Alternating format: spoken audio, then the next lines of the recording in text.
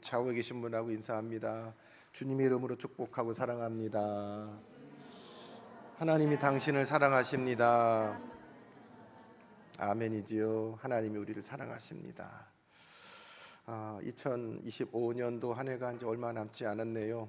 오늘이 둘째 주고 다음 주가 이제 성탄주일이고 마지막 주가 송년주일, 이제 몇 주 남지 않았습니다. 올 한 해 믿음으로 하나님 앞에 굳게 결단하고 한 해를 시작하셨는데 여기까지 믿음으로 사시느라고 성도님들 수고가 많으셨습니다. 여러분의 믿음으로 싸운 선한 싸움을 우리 하나님께서 기억하시고 감당할 수 있는 은혜도 주시고 또 상처난 심령과 지친 몸에 하나님께서 회복의 은총 주시기를 바랍니다. 흘러가는 대로 살다 보면 뭐 그렇게 힘들 일 없겠지요. 그러나 우리 믿는 사람들은 거슬러 살아가는 분 아닙니까? 말씀대로 살다 보니 세상 흘러가는 것과 맞부딪힙니다. 하나님 뜻대로 살다 보니 사는 것이 녹록지 않습니다. 말씀 붙잡고 하나님 뜻대로 살다 보니 때로는 외로운 날도 있고 남들보다 뒤처지기도 하고 손해를 보기도 하고 그로 인하여 고통을 당하기도 합니다. 우리가 하나님 나라의 시민권을 갖고 이 땅을 살고 있지만 우리가 발딛고 살아가는 것이 죄와 악이 관영한 이 땅에 살기 까닭에 어쩔 수 없이 주님 다시 이 땅에 재림하시는 그 순간까지는 이 땅에서 우리가 나그네와 같은 백성으로, 천국 백성으로 살아갈 수밖에 없습니다. 그게 참 어렵습니다.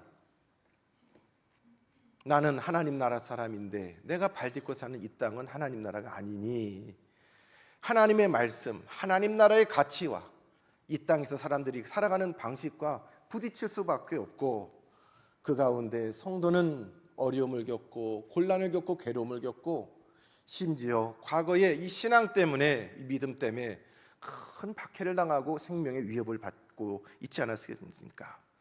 오늘 본문 야고보서도 이 당시 성도들에게 이런 박해, 신앙 때문에 어려움 당하고 신앙 때문에 고난받고 하나님 믿는 것 때문에 낙심하고 외로운 성도들을 향해서 하나님께서 야고보 사도를 통해 주신 말씀입니다.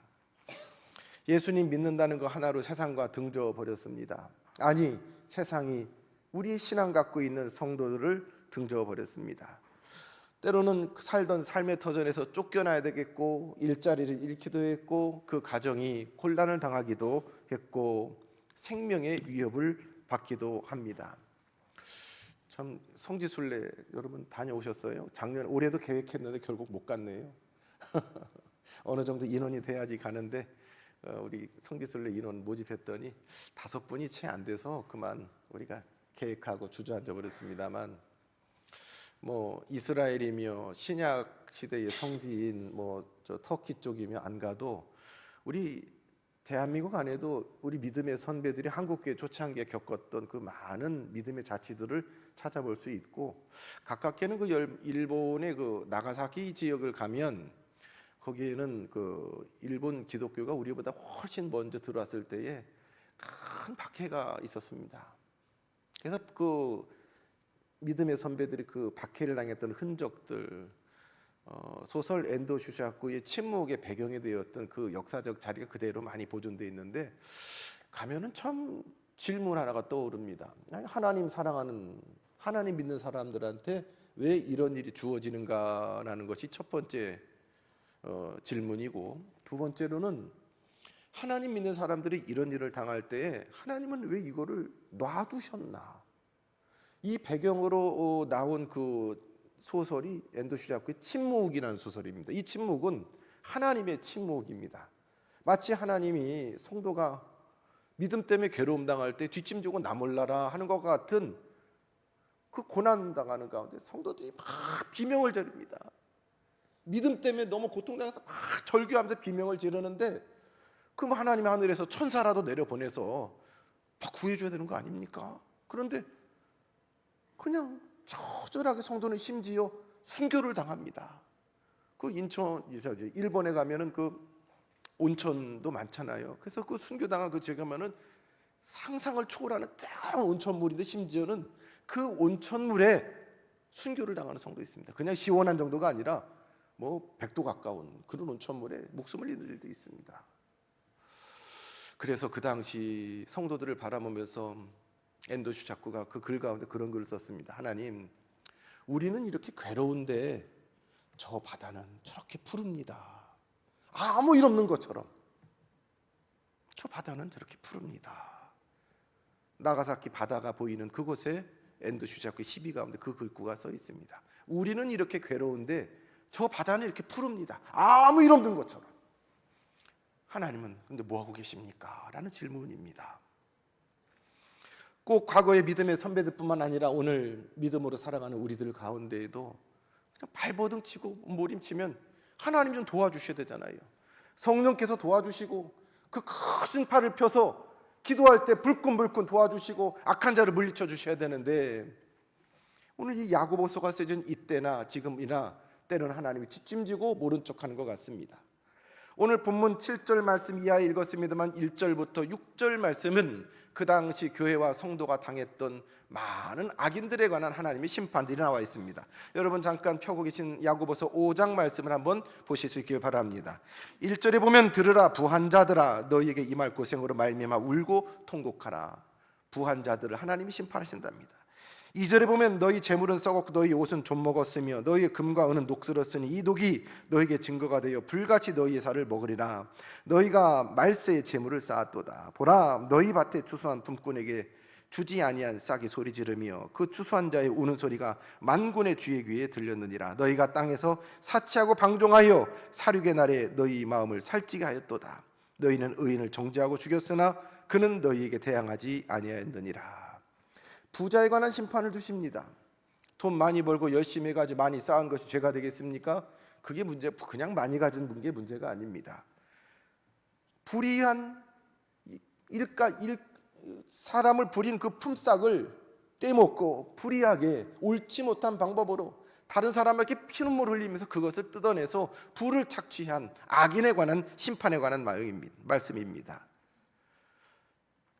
6절에 보면 너희가 의인을 정죄하고 죽였으나, 의인, 하나님의 말씀대로 살려는, 하나님의 질서대로 살려는 그 사람들, 그 의인들을 희생해가면서 자기 원하는 목적에 불을 쌓은 자들, 그 악인들을 오늘 하나님은 심판하시겠다라고 말씀하십니다. 그러면서 이제 오늘 본문인 7절 말씀, 그러므로 이 악인들에게 하나님이 너희들 가만두지 않을 거야, 너희들 곧 내가 심판해 라고 하면서 그 피해를 당하고 있는 성도들에게, 그러므로 형제들아 라고 피눈물 흘리고 있는 성도들에게, 믿음으로 산이라고 피눈물 흘리는 성도들에게 그들을 바라보면서 야고보 사도는 오늘 말씀을 주시는 겁니다. 어떤 사람은 이 당시에 믿음으로 살다가 다 잃어버리기도 하고 가정이 파괴되기도 하고 심지어는 생명을 잃는 일도 있었을 것입니다. 믿음 때문에 순교한 성도들과 더불어 장례를 치르고 죽은 성도를 땅에 묻고 그 위에 흙을 뿌리면서 그 주변에 둘러서서 슬퍼하고 애통하는 이 당시 성도들을 바라보면서 야고보 사도를 통해 하나님은 말씀하시는 것입니다. 그러므로 형제들아 주의 강림하시기까지 길이 참으라. 지금도 참았는데 참으라고 말씀하십니다. 길이 참으라, 인내하라라고 말씀하고 계십니다. 뭘 잘못했습니까? 이런 일을 당할 만한 악을 행한 적이 없습니다. 누구에게 해코지 않았습니다. 그런데 이들에게 주신 하나님의 말씀은 참으라, 인내하라라는 말씀입니다. 끊임없이 부당하게 폭력에 노출되거나 억압 가운데 신앙 때문에 소래를 보고 고통을 당하는 이들에게 끈기와 용기를 가지고 기다리라라는 말씀입니다. 그렇다면 이런 일들을 언제까지 기다려야 된단 말입니까? 언제까지요? 그래서 이 어려운 이와 같은 상황에 놓인 성도들은 하나님 앞에 늘 이 질문을 합니다. 어느 때까지입니까? 시편 말씀 가운데에도 어느 때까지입니까? 하박국 선지자도 하나님 앞에서 하나님 어느 때까지입니까? 하나님 뜻이 아니면 이런 게 하나도 허용이 안 되잖아요. 그런데 끊임없이 질문하는 게 언제까지 기다려야 됩니까? 그 어느 때까지만 나오면 우리는 그 어느 때까지가 기한이 나오면 우리는 견딜 수 있습니다. 그 어느 때까지라는 말 때문에 힘이 나서 버틸 수 있습니다. 오늘 주신 말씀에 보면은 주께서 강림하시기까지 길이 참으라. 주께서 강림하시기까지 말씀하고 있습니다. 우리나라의 20, 30대 자살률이 세계적이지요. 자살률이 높긴 하지만 특히 20, 30대 자살률이 굉장히 높습니다. 근데 이분들이 이제 가기 전에 남긴 한 줄의 그 유서를 보면 공통적으로 나오는 표현 하나가 있는데, 어떤 표현이냐면은 이게 언제 끝날까? 끝나지 않을 고통. 이 표현이 가장 많이 반복적으로 나오는 게, 유서에 나오는 게 특징입니다. 이 고통이, 이 지금의 이 괴로움이 언제까지라는 기한이나 끝이 보이면 죄송합니다만 그런 선택하지 않습니다. 안 죽습니다. 끝이 보이지 않기 때문에 내 인생은 이대로 그냥 쭉 끝나는 것일까?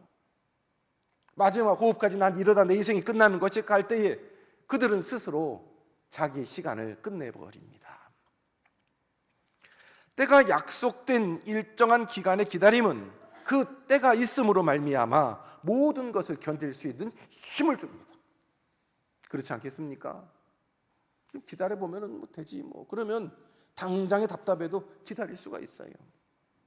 하다못해 우리 여성들 같은 경우에는 아이를 몸에 베고서 출산을 하잖아요.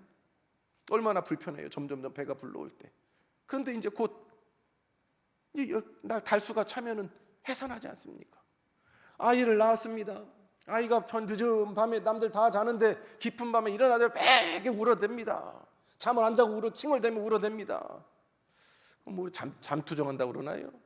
잠이 오니까 더 그런데, 그거 뭐 남들 다 자는데 그냥 애 달래려고 그러면 나도 피곤한데 뭐 힘들죠. 그래서 제가 아는 어느 권사님은 꼭 그 당신 딸내미가 어릴 때 이렇게 깊은 밤만 되면 그냥 울고 막 힘들게 하더래요. 그래가지고 너무 애기 키우기 힘들어가지고 내 던지고 도망가고 싶더래요.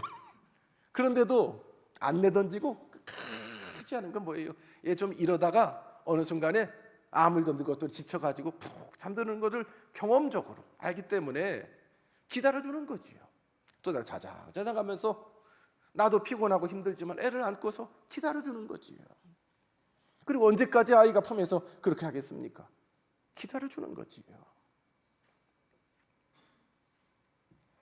오늘 야고보서는 주님께서 다시 오실 그날까지라고, 주께서 다시 강림하실 때까지라고 그 시기를 딱 제안해서 이야기합니다. 마냥 이어지지 않아. 주님이 알고 계셔. 주님이 보고 계셔. 그리고 주님의 계획 아래 일이 있어. 정해진 시간이 있어. 때가 있어라고 이야기합니다. 기약이 없는 기다림은 사람을 지치게 하며 포기하도록 만듭니다. 그러나 때가 약속된 일정한 기다림은 그 때가 있는 것만으로도 모든 것을 견딜 수 있는 힘을 줍니다. 그래서 오늘 8절 말씀에 너희도 게으리 참고 마음을 굳게 하라. 주의 강림이 가까우니라. 주의 강림이 가까우니라. 너희도 길이 참고, 좀 더 참고, 그 다음에 어떻게 마음을 굳게 하라. 여러분, 우리 마음 참, 내 마음이 내 마음대로 안 될 때가 많잖아요. 지난 심야기도 때 잠깐 말씀드렸습니다만, 제가 막 굉장히 분주한 와중에도 어찌어찌 가지고 고물상에 뭘 하나 갖다 내버리면서 좀 처분할 일이 있어가지고 가서 참 바쁜데 그 시간을 내 가지고 차에 싣고 가서 그거 갖다 팔았더니 1,700원을 주더라고요. 1,700원. 그 바쁜데 그거 내 돈 벌려고 1,700원 받으려고 한 건 아닌데 막상 1,700원 받으니까 뭐야 싶은데 뒤에서 어떤 할아버지가 저를 불러요. 아저씨 저 핸드폰 떨어졌어요. 바꾼 지 얼마 안 되는 핸드폰이 바닥에 떨어져 보니까 금이 갔어. 그때 제가 정신줄을 놨습니다. 그리고 핸드폰을 다시 어찌 놓고서 이렇게 이러고서, 그래서 그 다음에 어느 가게를 이렇게 갔는데 뒤에서 또 누가 불러요. 어떤 아주머니, 아저씨 주머니에 그 돈 떨어졌으니까 1,700원 중에 1,000원이 바닥에 떨어져 있어. 아이고, 근데 뭐 사소한 일일 수 있는데 후루룩 무너져 버렸어요. 내 감정이고 내 마음이 그냥 확 끝까지 그거 가지고 무너져 버렸어요. 야, 이건 별거 아니구나 사람이. 근데 내가 별거 아니, 여러분 안 그러죠? 제가 별거 아니구나. 이게 사소한 일인데도 얼마나 짜증이 나고 얼마나 내가 한심하고 다 하기 싫고 그러면서 내가 지금 정신줄을 어디에 놓고 사나, 이 마음이 막 무너져 버리더라고요. 여러분, 때로는 그냥 모르는 사람이 한마디 훅 하고 던진 말에 그냥 마음이 무너질 때가 있어요. 운전하고 가는데 누군가는 나를 노려보면서 손가락질하면은 그것 때문에 중심이 막 무너질 때가 있어요. 마음을 지켜야 합니다. 내 마음을 굳게 지켜야 합니다. 그렇지 않은 다음에는 어느 순간에 우리의 인내가 무너질 때가 있지요. 모든 고난의 시간이 지나고 약속한 시간이 되면 지금의 이 고난과 고통은 더 이상 나를 괴롭힐 수 없게 된다라는 우리는 믿음이 있습니다. 하지만 우리는 아직 그날에 다다르지 않았기 까닭에 기다리셔야 합니다. 그날의 이야기를 들으며 안심하라고 하지만 그날이 언제일지 모르겠습니다. 당장에 큰 환난을 당하고 괴로움 가운데 핍박을 당해 순교한 성도를 슬픔 가운데 묻고 둘러선 성도를 바라보면서 오늘 야고보 사도를 통해서 하나님은 그 성도들에게, 우리들에게 세 종류의 사람들의 이야기로 기다림에 관한 확신을 줍니다. 첫 번째로는 농부처럼 인내하라고 하십니다. 같이 한번 따라 하십시다. 농부처럼 인내합시다. 농부의 소망이 뭘까요? 가을에 풍성한 결실 아니겠습니까? 그런데 그 소망의 시작은 언제부터 시작합니까? 아무것도 없는, 이제 막 겨울에 추위가 가신, 아직 따뜻하지 않은 그 봄에 그 소망을 가지고 아직도 얼어붙은 딱딱한 땅을 파헤치면서 밭을 일구고, 그리고 거기에 씨를 뿌리는 것으로 시작합니다. 고달픕니다. 지금 이 씨를 뿌린들 내일 어떤 결과가 나오는 거 아닙니다. 그런데 가을에 주실 이 들판에, 허벌판에 가득한 풍성한 열매를, 결실을 바라보면서 기쁨으로 씨를 뿌립니다. 기쁨으로 묘목을 심습니다. 그것이 농부의 소망입니다. 농부처럼 인내해라. 지금 아무것도 없지만 가득할 것을 미리 내다보는 믿음입니다. 7절에 보니 보라, 농부가 땅에 나는 귀한 열매를 바라고 길이 참아 이른 비와 늦은 비를 기다리나니. 농부가 길이 참고 기다리는 동안 허락되어지는 이른 비와 늦은 비는 하나님의 깊은 사랑의 은혜입니다. 하나님께서 비를 주실 것이라는 믿음입니다. 때를 따라 햇빛을 주실 것이라는 믿음입니다. 내가 이렇게 지금 뿌리면 하나님께서 은혜 주셔서 하나님께서 내게 결실로 돌려주리라는 믿음입니다. 우리 교회를 이제 벌써 제가 섬긴 지가 10여 년 이상 되었습니다. 근데 문득 10년 좀 넘어가니까 그런 생각이 드는 거예요. 내가 10년 동안 몸된 교회를 섬긴다고 섬겼는데 뭐가 달라졌나? 어떤 열매가 있나? 더 나아가서 앞으로 제가 하나님 은퇴하실 때까지 섬기기 위해서 20년 이상 우리 교회를 섬긴다 한들 뭐가 달라졌을까? 만약에 처음 제가 우리 교회를 섬길 때나 은퇴할 때나 별반 달라진 것이 없이 똑같다라고 그러면 내가 하나님 앞에 책망받지는 않을까? 그런 생각하니까 마음이 확 무거워지는 거예요. 그런데 문득 또 위로가 주시는 말씀이, 어쩌면 나나 저와 같이 예배하고 이 시대를 섬긴 우리 성도들의 모든 세대가 씨 뿌리는 세대라고 그러면 눈물로, 헌신으로 하나님 앞에 온 마음을 쏟아 밭을 일구고 장차 주실 하나님께서 가득 채우실 은혜의 시대를 바라보며 눈물로 씨 뿌리는 것이 우리 시대의 사명이고 내 사명이면 그것을 바라보고 기쁘게 뿌리는 것도 은혜다. 우리 찬송하잖아요. 이 눈에 아무 증거 아니 보여도 믿음만은 가지고서 늘 걸으며, 이 귀에 아무 소리 아니 들려도 하나님의 약속 위에 서리라. 같이 할까요? 걸어가세 믿음이, 나가세 의심 버리고 걸어가세 믿음 위에 서서 눈과 귀에 아무 증거 없어도. 오늘 한국 교회도, 우리 교회도 코로나 이후에 가을을 지나 겨울로 가는 것 같습니다. 이제 뭐 곧 말씀드리겠습니다. 우리 부목사님이 성탄절까지 사역하시고 임지로 옮기시게 되는데 2달 가깝게 사역자를 청빙 공고를 냈는데 이력서가 안 들어와요. 과거에는 우리 교회도 이렇게 청빙공고 내면은 30통, 40통이 들어왔는데 뭐 5통 딱 들어왔는데 옆에 교회는 어느 교회라고 안 하겠어. 거기는 한 통도 안 들어왔대. 5통 들어온 비결이 뭐냐요? 5통도 우리가 모실 만한 분이 없어요. 여자 교육자 못 모시는 여자 목사님들 막 지원하고.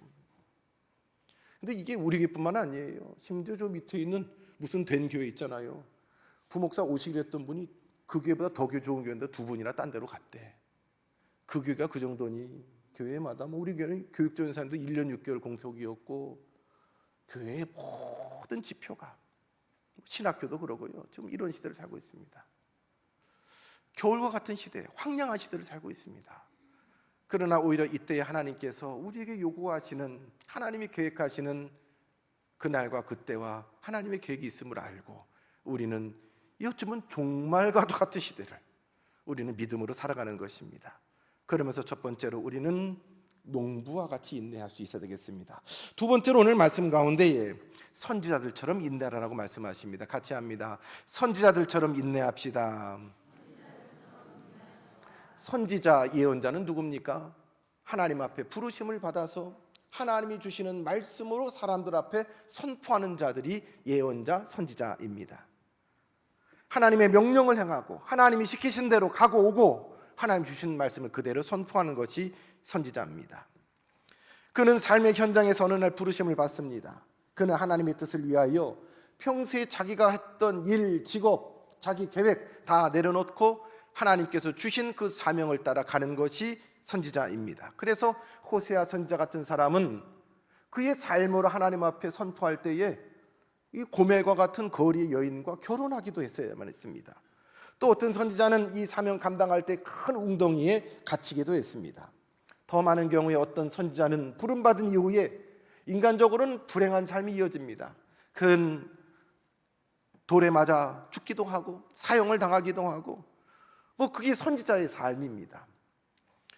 우리 선지자 하면 문득 떠오르는 것이 엘리야나 엘리사 선지자 같은 분을 떠올립니다. 그런 분들은 얼마나 능력이 많아요. 다른 보통 사람들이 못하는 무리를 걷기도 하고 병자를 고치기도 하고 굉장히 능력 있는 사람을 깜짝 놀라는 하나님의 심부름꾼 정도로 생각하는데 대부분의 선지자들, 예언자들은 오히려 비참했습니다. 저의 삶이 인간 이하에 보통 사람들이 경험하지 못한 비참한 삶을 살고 심지어는 배척을 당하고 죽임을 당하기도 했습니다. 그 선지자들이 하나님 앞에 부름을 받았는데 뭘 잘못했다고 그 사람들이 그런 일을 당합니까? 이 사람들이 뭘 잘못해서 죄 때문에 허물 때문에 당하는 고통과 고난이 아니었습니다. 오히려 그들이 하나님의 말씀을 선포하는 그 시대가 패역하기 때문에 악하였기 때문에 온전한 하나님의 말씀을 선포했을 때에 악한 시대와 인생으로부터 그들은 그러한 고통과 괴로움을 당해야만 했습니다. 오늘 우리 한 사람 한 사람이 하나님 앞에 보내심을 받은 하나님의 사람들이라면 만약에 이 땅 사는 게 나는 별로 어려움 없어요. 내가 교회 다니는 것도 모르고 그냥 남들 사는 것처럼 똑같이 살아요. 남들이 이렇게 저렇게 해가지고 이렇게 해서 세금 탈세하면 나도 이렇게 탈세하고요. 이렇게 가격 속여서 팔면 나도 팔고요. 이렇게 세치게 하면 나도 세치게 하고요. 사람들 다 그렇게 하는데 나라고 하면서 그렇게 살면 어려울 게 없어요. 교회 다니는 낙원교회 집사하고 권사하고 장로라고 얘기 안 하고 입 다물고 다니면 문제 없어요. 근데 십자가 배지 달고요. 나 교인입니다. 하나님 믿는 사람들입니다. 하나님 말씀대로 사는 사람입니다 하고서 남들하고 똑같이 하면 욕먹지요. 저 교회 다닌다면서 저러고 살아? 하나님 믿는다면서 똑같이 그래? 당신 목사라는 사람이 그래? 욕 더 먹지요. 여러분 이해되시지요? 이 선지자들이 똑같이 살면 문제될 게 없어요. 그런데 하나님의 말씀을 받아서 그렇게 살고 그렇게 얘기하려니까 이게 힘든 거예요. 괴로운 거예요. 고통스러운 거예요. 예레미야가 그랬습니다. 이방 왕들로부터 뿐만 아니라 자기 동족들로부터도 엄청난 고난을 당했습니다. 모함도 당하고 명예훼손 당하기도 하고 갇히기도 하고 수갑이 차이기도 했고 온갖 고난을 당하지 않았습니까? 예레미야 선지자의 삶은 하나님 앞에 부름을 받은 그 순간부터 육체적으로 정신적으로 그의 삶이 온통 고통이었습니다. 선지자가 그럼에도 불구하고 하나님 왜 날 부르셨어요? 라고 하지 않습니다. 그것을 감당합니다. 이것이 하나님부터 부름을 받은 하나님의 사람들의 태도입니다.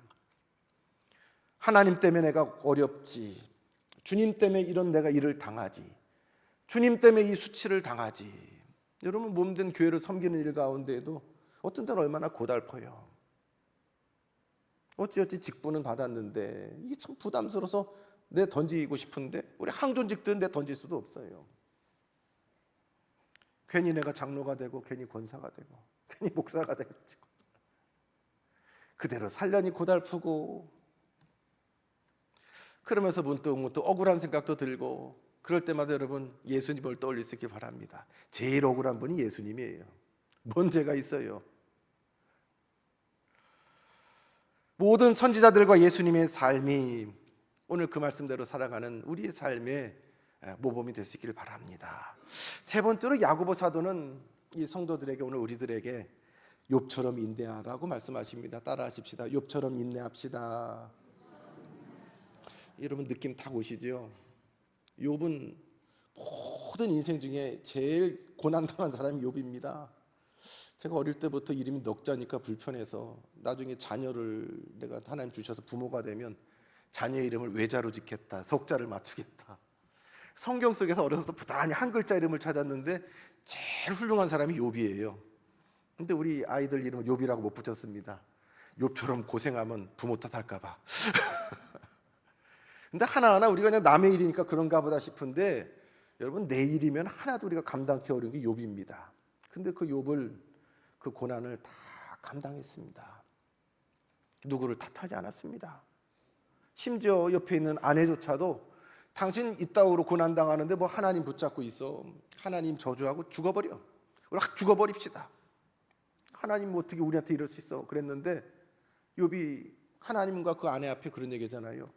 주신 자도 여호와시요 취하신 자도 여호와시오니 여호와 이름이 찬송을 받을지어다. 내가 하나님께 복도 받았는데 이런 거 뭐 화는 못 받겠느냐. 좀 이게 생명 주신 자의 기본적인 태도지요.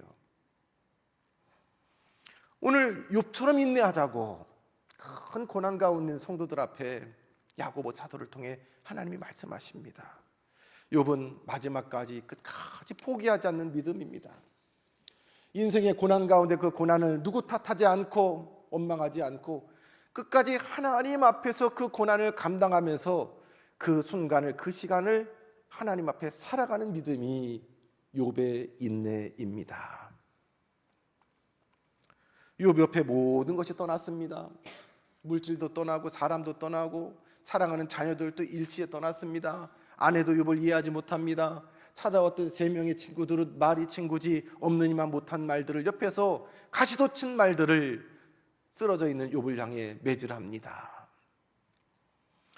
오히려 역설적으로 아무것도 없으니까, 누구도 없으니까 욥은도 하나님만 의지합니다. 친구들하고 말이 안 통해요. 이 사람들이 너 뭐 죄가 있으니까 이런 벌을 당하지, 그거 아니잖아요. 대화가 안 통하니까 얼마나 답답해요. 그러니까 되돌아서서 이 사람들하고 얘기가 안 되니까 하나님하고 기도하는 거예요. 그래서 하나님하고 그 시간들을, 하나님을 온전히 붙잡고 욥이 그 시간들을 살아갈 수가 있어요. 인내할 수가 있었습니다. 욥처럼 인내하라. 하나님과 더불어 인내하라. 그래서 욥기서 42장에 보면 욥이 모든 것이 다 회복됩니다. 뭐 재산이고 그 전보다 더, 그 전에도 어마어마하게 많은데 갑절이 되고 자녀도 다시 태어나고 뭐 친구도 다시 돌아오고 이런 일이 있는데, 그건 아주 그 어떤 다른 의미의 표현이지, 여러분 다시 아이들이 태어난다고 이런 아이들에 관한 그 상처가 가물겠습니까? 사라지겠습니까? 근데 욥이 이런 어떤 회복이 이런 것들로 표현되는 것이 아니라 욥의 고백을 통해서 욥의 회복을 볼 수 있는데, 욥이 뭐라고 고백합니까? 내가 죽게 대하여 전에 귀로 듣기만 하였습니다. 그러나 이제는 눈으로 주를 봅니다 라고 고백하지 않습니까? 욥의 인내가 하나님과 함께 굳게 붙잡고 살았던 그 시간이 욥을 귀로 하나님을 듣는 것뿐만 아니라 볼 수 있는 믿음의 사람으로, 하나님께서 기대하시는 모양으로 회복되었다는 것입니다. 너희도 길이 참고 마음을 굳게 하라. 주의 강림이 가까우니라. 형제들아 서로 원망하지 말라. 그리하여야 심판을 면하리라. 오늘 8절로부터 9절 말씀을 말씀하십니다. 우리의 인내의 마음이 흔들리지 않도록 마음을 굳게 붙으실 수 있기를 바랍니다. 참 어려운 게 마음을 붙드는 일입니다. 무릇 지킬 만한 것보다 더욱 내 마음을 지키라. 참 내 마음인데도 내 마음대로 안 지켜지는 것이 이것입니다. 나도 지켜야 되겠고 하나님께서 내 마음을 지킬 수 있도록 도와주셔야 합니다. 세상의 가치나 죄의 물결에 흔들리지 않도록 마음을 굳게 지키실 수 있기를 바랍니다. 마지막 때에 주님의 날이 가까울수록 마귀 사단의 계략은 우리의 마음을 중심을 흐트러 드리는 겁니다. 운동선수들도 보세요. 중심이 흐트러지면 폼이 안 나옵니다. 어떤 스포츠도 제대로 폼이 갖춰지지 않으면 그에 합당한 결과를 낼 수가 없어요. 탁구 선수는 탁구 선수의 폼, 골프 선수는 골프 선수의 폼, 야구 선수는 야구 선수의 폼이 완성돼야지 거기에 합당한 실력이 발휘되지 않겠습니까? 성도가 갖춰야 될 폼이 있습니다. 성도가 하나님 앞에 이 땅에 살아가야 될 태도, 폼이 있습니다. 마귀는 지금도 우리의 중심을 흩어뜨려서, 마음을 흩어뜨려서 그 폼을 망가뜨리려고 하지 않습니까? 그러면서 또 우리에게 오늘 서로를 향해서 원망하지 말라라고 말씀하십니다. 폼을 흐트러뜨리는 것 중에 하나는 자꾸 남 탓을 하게 합니다. 누구 때문에 너 때문에 내가 때를 잘못 만나서, 시대를 잘못 만나서. 더더군다나 지금 악한 자들이 있습니다. 성도를 회방하고 괴롭히고 억울하게 하면서 불을 쌓는 악한 일들이 있습니다. 그 이야기를 오늘 앞에 하고 있지 않습니까? 그들은 하나님이 판단하신다는 겁니다. 그러므로 그 사람들에 관한 원망하지 말고 하나님의 판단에 맡기고 우리는 하나님 앞에 그들을 심판하는 심판자가 아니라 오히려 하나님의 심판을 받는 자인 것을 알고 원망하지 말라라고 말씀하고 계십니다. 성도 여러분, 이따금 하나님이 우리의 고난에 관해서 모른 척 하신 것처럼 느껴질 때가 있습니다. 느껴질 때가 있지요. 그러나 결코 하나님은 침묵하지 않으십니다. 길이 참으시는 것입니다. 그러므로 사랑하는 성도 여러분, 하나님이 곧 개입하실 것입니다. 우리의 삶에 지금도 당장 개입하고 싶지만 욥처럼 귀로 듣는 신앙에서 눈으로 보는 신앙에 이르기까지 하나님이 길이 참으시는 줄로 믿습니다. 세상에서 당하는 일 가운데에 성급하게 마음을 흔들리며 행동하지 마시고 오래 참을 수 있는 은혜 하나님께서 주시길 바랍니다. 주님의 인내를 생각하시면서 오래 참을 수 있는, 우리 주님도 힘드셨어요. 변화산 위에서 내려왔더니 그 병든 어린아이 하나를 어쩔 줄 모르고 제자들이 쩔쩔매니까 주님이 그 광경을 보고 한탄하면서 내가 언제까지 너희를 참겠느냐라는 말씀을 하세요. 내가 얼마까지 너희를 참으리요. 그 얘기는 오늘 저와 여러분을 향해 주시는 주님의 한탄 어린 말씀 아닙니까? 낙원교회야, 너희 48년 됐다는데 조만간 50년 바라보는데 내가 얼마나 더 참겠느냐. 우리 각자에게도 똑같은 말씀을 하지 않습니까? 남궁 목사야, 내가 얼마나 더 참아주랴. 그런 말씀을 하시면서도 실망스러워 하시면서도 포기가 안 되는 분이 우리 주님 아시겠어요? 예루살렘 성에 올라가는데도 제자들이 누가 놈냐 서로 다투고 그 뻔히 보시면서 얼마나 실망하셨겠어요? 잡히실 때 뿔뿔이 흩어지는 이 한심한 제자들, 우리 같으면 진작에 포기하죠. 아유, 이런 것들을 제자라고 됐다 그럴 법한데 그게 안 되는 분이 하나님이시고 예수님이세요. 마지막 십자가 위에서 자기를 못 받는 인생들을 내려다보시면서 끝까지 저들을 위해서 기도하시는, 포기가 안 되시고 끝까지 인내함이 기다려주시는 분, 흩어진 제자들에게 임하실 성령을 말씀하시고 가을날에 가득한 열매처럼 성령에 충만하여 주를 위해 살다가 마지막 호흡까지 하나님 앞에 드릴 그들의 삶을 주님은 내다보시지요. 그러면서 포기하지 않고 기도하시지 않습니까? 오늘 그 주님이 저와 여러분을 보시면서 길이 참으시는 줄로 믿습니다. 하나님이 나를 참아주십니다. 하나님이 우리를 지켜주시고 지켜봐 주시고 인내하십니다. 그런 기대와 사랑 가운데 있는 우리도 마땅히 여러분을 기다려 주십시오. 자신을 기다려 주십시오. 서로를 인내하십시오. 주께서 곧 개입하시고 강림하실 줄로 믿습니다. 그날에 근사한 하나님의 사람으로 모습으로 거기 서서 하나님 앞에 영광 돌릴 수 있는 우리 모든 성도와 교회 되기를 주님의 이름으로 축원합니다. 하나님, 우리가 지금 여기 있습니다. 지나간 시간을 돌이켜볼 때에 이만큼도 하나님 은혜입니다. 그러나 여기 머물지 않고 장차로 하나님께서 하나님의 열심으로 이루실 교회, 그리고 나의 모습을 꿈꾸며 기대하며 인내합니다. 서로를 바라보며 그렇게 기대하며 하나님의 기대로 바라보게 하시고 주께서 강림하실 그날까지 기다리고 또 기다려주는 은총을 허락하옵소서. 예수님 이름으로 기도드리옵나이다. 아멘. 480